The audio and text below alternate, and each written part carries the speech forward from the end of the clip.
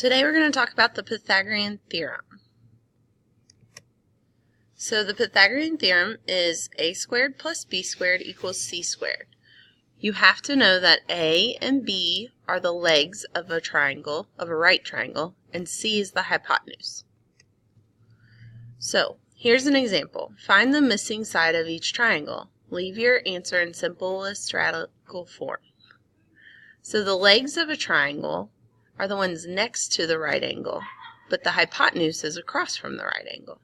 So when I fill out my Pythagorean theorem, A and B have to be the legs. So here they're both 10.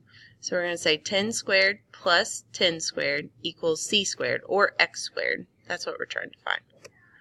And so 10 squared is 100, 10 squared is 100.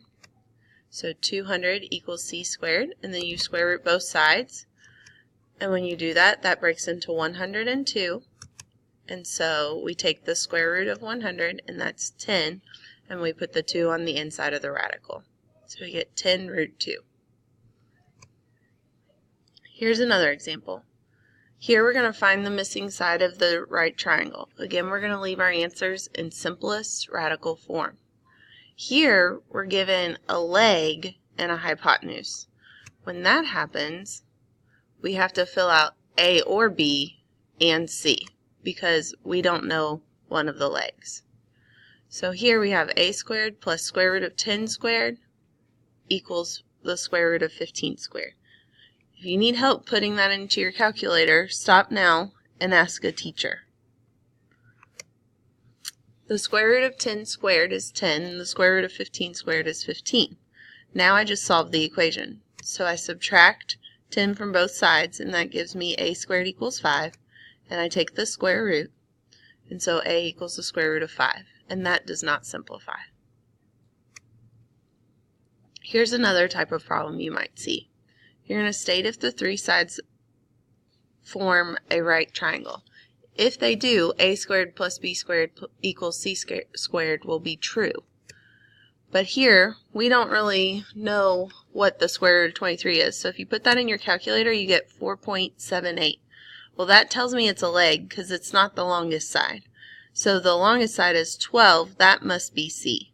So we're going to do 11 squared plus the square root of 23 squared equals 12 squared.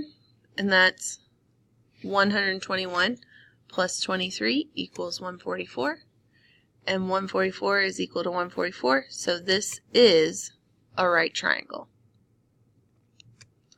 Let's talk about one more.